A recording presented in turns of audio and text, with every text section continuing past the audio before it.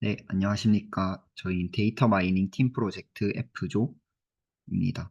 진주시 미세먼지를 이제 기상요인 기반 모델링으로 이제 진주시 미세먼지 예측을 하였는데요. 저희 조원은 양혜지, 신동훈, 장준혁, 김재훈입니다.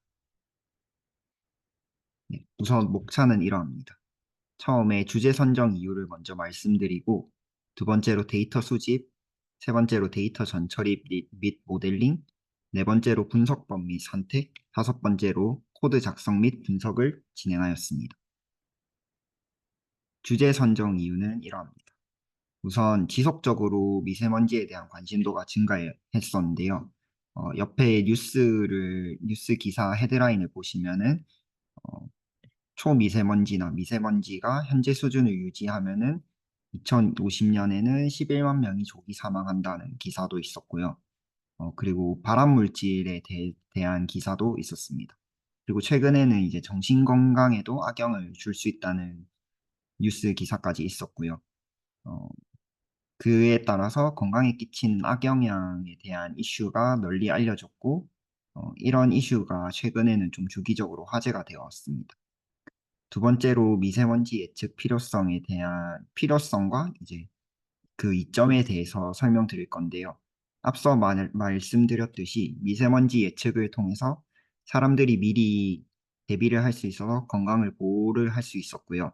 그리고 정확한 미세먼지 예측은 정부와 정책 결정자들이 효과적인 환경 정책을 수립하고 실행하는 데 도움을 줄 수 있다고 판단했습니다. 옆에 헤드라인을 보시면은 경상남도에서도 경남에서도 이제 대기 환경 및 미세먼지 관리 시행 계획을 수립 착수한다는 기사를 볼 수 있는데요. 불과 일주일 전에 올라온 기사입니다. 네, 그리고 여기서 말씀드린 것 이외에도 환경 보호에 대해서나 아니면은 미세먼지 때문에 발생하는 건강 문제가 의료비 증가와 노동 생산성을 감소할 수 있다고 예측을 해서 경제적인 비용도 좀 더 절감할 수 있다고 생각했습니다. 네, 다음은 데이터 수집에 대해 말씀드리겠습니다. 데이터 수집 방법으로는 2021년과 23년도 3개년치 대기오염 확정 자료 및 AOSS 데이터 다운을 했는데요. 기상 자료 개방 포털에 있는 어, 종관 기상 관측 자료를 다운했고 에어코리아를 이용하기도 했습니다. 네, 국립환경과학원의 대기오염 최종 확정 자료와 종관 기상 관측 데이터를 이용하였는데 종관 기상 관측이라 하면은 종관 규모의 날씨를 파악하기 위해 정해진 시각의 모든 관측소에서 같은 시각에 실시하는 기상 관측을 의미합니다. 여기서 말하는 종관 규모란 일기도에 표현되어 있는 보통의 고기압이나 저기압의 공간적 크기 및 수명을 말하며 주로 이제 매일의 날씨 현상을 뜻합니다. 네, 종관 기상 관측 데이터는 지점을 이제 진주시로 선택을 했고 요인은 이제 여기 적혀진 대로 기온, 강수량, 풍속, 풍향, 습도, 증기압 등등을 이용해서 이거를 이제 선택한 후 다운받았습니다. 네, 대기 오염 데이터는 이제 에어코리아라는 사이트에서 최종 확정 측정 자료를 이제 조회할 수 있었는데 여기서 이제 다운로드를 진주시로 지역 필터링을 한 후에 다운받았습니다.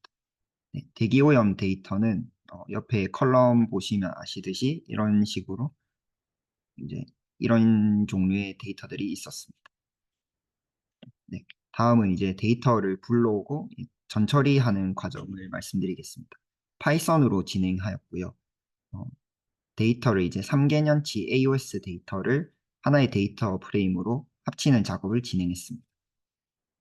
네, 그리고 3개년치 대기오염 데이터도 하나의 데이터 프레임으로 합치는 작업을 진행하였고요. 어, 이제 전처리 과정을 말씀드리겠습니다.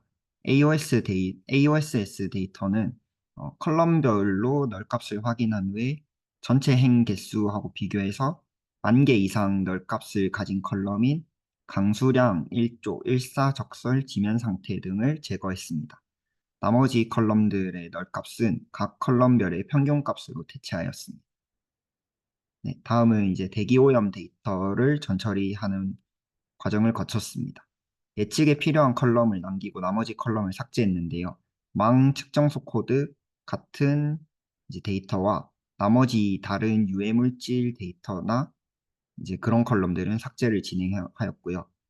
어, 이런 데이터들은 이제 측정하는데 크게 의미가 없다고 느껴져서 삭제를 했습니다.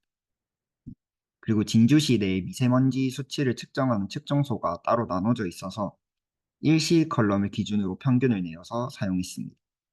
PM10 컬럼의 결측치를 확인한 후에 평균값으로 대체했습니다. 네, 다음은 이제 데이터 병합을 했는데요. AOSS 데이터와 대기오염 데이터의 일시와 측정 일시를 기준으로 이게 같은 날짜면은 머지하는 방법으로 병합을 진행했습니다. 31일 24시나 1일 00시는 이제 같은 시간이었는데 이게 표기가 다르게 되어 있어서 마지막 날 24시로 통일을 했습니다. 두 데이터를 병합한 자료고요. 보기 좀 더 편한 방식으로 임의로 컬럼의 순서를 변경했습니다. 네, 그리고 최종 데이터 분할입니다. 최종 데이터를 트레인 셋과 테스트 셋으로 분할했고요. 옆에 보시는 사진은 트레인 셋 2021년과 2022년 데이터입니다. 다음은 테스트 셋으로 2023년 데이터입니다. 네, 다음 모델링부터는 이제 저희 조원인 장준혁 학생이 설명하도록 하겠습니다.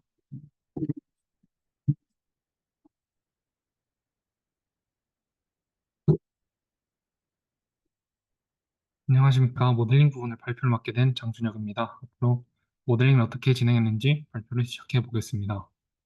저희는 우선 모델링을 웹카로 진행하였습니다.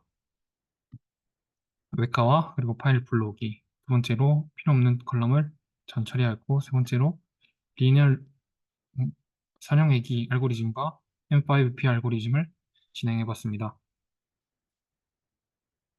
저희는 우선은 수업에 배운 대로 웹카를 실행하였고 파일을 불러왔습니다. 그래서 두 번째로 필요 없는 컬럼을 전처리했습니다. 저희는 지정명과 일시를 사용하지 않기 때문에 없애는 걸로 했습니다. 그리고 분류 알고리즘으로는 아까 얘기했다시피 선형외기 알고리즘을 선택했습니다. 그래서 테스트 셋을 불러오고 목표 변수를 PM10으로 설정하였습니다. 그리고 리니어 서플라이드 테스트 셋에서 테스트 셋을 불러오고 그리고 결과를 저장하고 ARFF 파일로 결과를 저장 후 CSV 파일로 변환하여 확인했습니다. 이때 predict PM10이라는 컬럼이 생성되며 예측된 값이 도출된 걸 확인할 수 있었습니다. 더 큰 사진을 한번 확인해 보겠습니다. 우선은 선형외기를 불러온 걸 확인할 수 있었고 supplied test set을 실행했고 그리고 visualize classifier errors를 확인해 봤더니 이런 식으로 시각화가 된 걸 확인할 수 있었습니다. 이런 결과를 저장을 했습니다. 그리고 결과를 확인해 봤더니 계열마다 잘 예측된 걸 확인할 수 있었습니다. 두 번째로 M5P 알고리즘을 사용하였습니다. 이때 저희는 파라미터를 디폴트 값으로 사용하였고 목표 변수도 마찬가지로 PM10으로 설정하였습니다. 하지만 다음 사진들과 함께 데이터에 적절하지 않은 알고리즘이라 판단된 이유를 설명드리겠습니다. 우선 아까 얘기했다시피 M5P로 설정하였고 이런 식으로 파라미터들은 다음과 같이 설정하였습니다.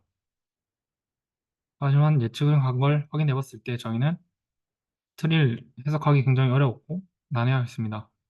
그리고 분류가 어떻게 된지도 확인하기 어렵기 때문에 저희는 결국 선형외기 직선만 사용하기로 하였습니다. 그리고 저희는 저희가 선택한 변수에 대해서 의문이 있어서 변수 선택법을 통해서 저희가 변수를 잘 선택했나 확인하였습니다. 저희는 회귀 분석에서 사용한 변수들을 절대값이 낮은 순서대로 역순으로 하나씩 제거하였습니다. 결론적으로 말씀드리면 결국 저희는 변수를 선택하는 게 가장 결과가 좋았습니다. 사진과 같이 설명드리면 저희는 방금 얘기했다시피 절대값이 낮은 변수부터 하나 제거하고 다시 모델을 돌려보고 과정을 반복해 보았습니다. 사진이 많아서 생략하겠습니다. 그래서 결국 이런 식으로 다 제거했을 때 처음 모델이 설명력이 가장 높았던 걸 확인할 수 있었습니다. 결론적으로 저희는 선형회귀와 M5P 알고리즘을 시도해 보았지만 결국 선형회귀 직선만 사용하게 되었습니다. 이 모델링을 바탕으로 저희는 예보 등급 및 행동 요령 등급을 나눠 보았습니다. 이 그림을 기준으로 좋은, 보통, 나쁨, 매우 나쁨으로 네 가지로 분류했습니다. 다음과 같이 함수를 정하였습니다.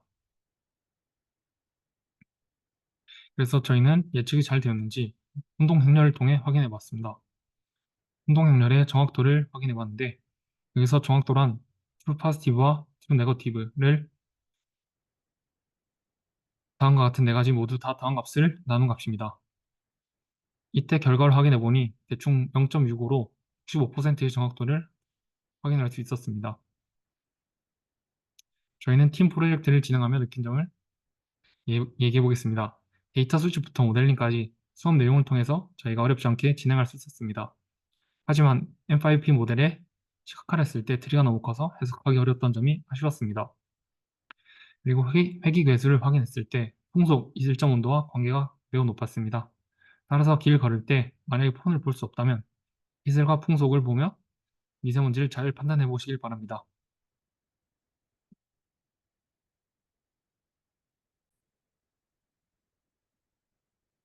다음과 같은 코드를 한번 작성해 보았습니다.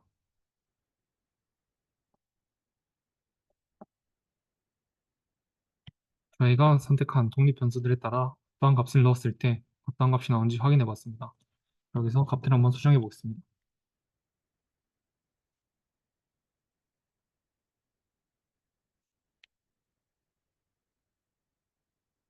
이렇게 값들을 수정했을 때 PM12 40이 나오는 걸 확인할 수 있습니다.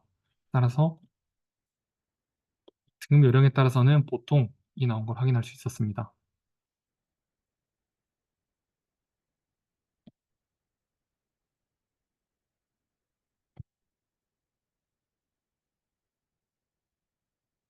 Q&A는 생략하도록 하겠습니다.